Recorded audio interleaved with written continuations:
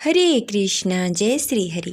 हिंदू धर्म में जगत के पालनहार श्री हरि विष्णु की कृपा प्राप्त करने के लिए एकादशी व्रत का पालन किया जाता है। यह सभी व्रतों में सबसे उत्तम व्रत माना जाता है। प्रत्येक माह में 2 बार एकादशी का व्रत पड़ता है, एक कृष्ण पक्ष में, एक शुक्ल पक्ष में। एकादशी के दिन श्री हरि विष्णु और माता लक्ष्मी की विधि विधान से पूजा की जाती है और व्रत रखा जाता है। इसके साथ ही विष्णु सहस्त्र नाम का पाठ किया जाता है और विष्णु भगवान के मंत्र का जाप किया जाता है और एकादशी व्रत कथा का भी पाठ किया जाता है। इस समय मार्गशीर्ष मास चल रहा है, यानी कि अगहन मास का प्रारंभ हो चुका है। अगहन मास के कृष्ण पक्ष की एकादशी को उत्पन्न एकादशी कहते हैं। इस दिन माता एकादशी उत्पन्न हुई थी और इसी दिन से एकादशी व्रत प्रारंभ हुआ था, इसलिए इस एकादशी को उत्पन्न एकादशी कहते हैं। तो आइए जानते हैं कि साल 2025 में उत्पन्न एकादशी कब है, पूजा का शुभ मुहूर्त क्या होगा, व्रत का पारण कब किया जाएगा और इसके महत्व के बारे में जानेंगे। तो इस वीडियो को अंत तक अवश्य देखिएगा। अगर आपको जानकारी अच्छी लगे तो इस वीडियो को लाइक करके कमेंट बॉक्स में जय श्री हरि अवश्य लिखें।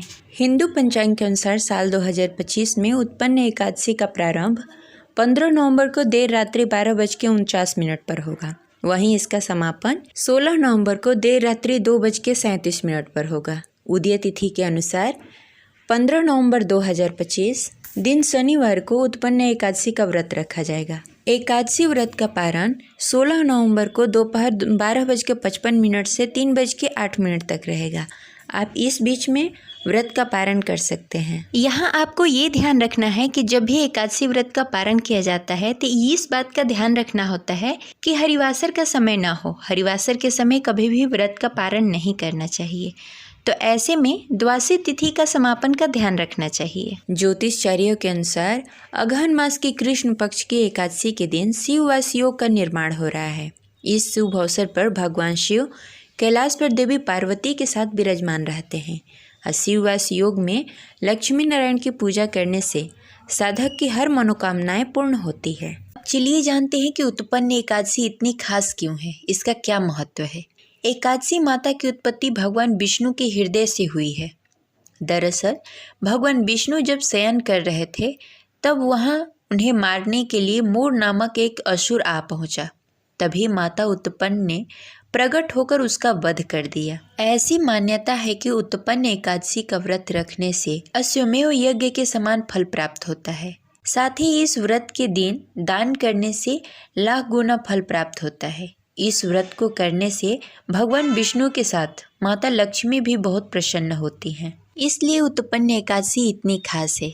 एकादशी व्रत का पालन करने वाले जातक को 10वीं तिथि से ही व्रत के नियमों का पालन करना होता है, ब्रह्मचर्य का पालन करना होता है। इसी दिन से शुद्ध और सात्विक भोजन करना चाहिए और 10वीं के दिन रात्रि में चावल का सेवन नहीं करना चाहिए और एकादशी के दिन सुबह प्रातः उठकर स्नान आदि से निवृत्त होकर स्वच्छ साफ वस्त्र पहनकर विधि विधान से भगवान श्री हरि विष्णु की पूजा करनी चाहिए और व्रत का संकल्प करना चाहिए।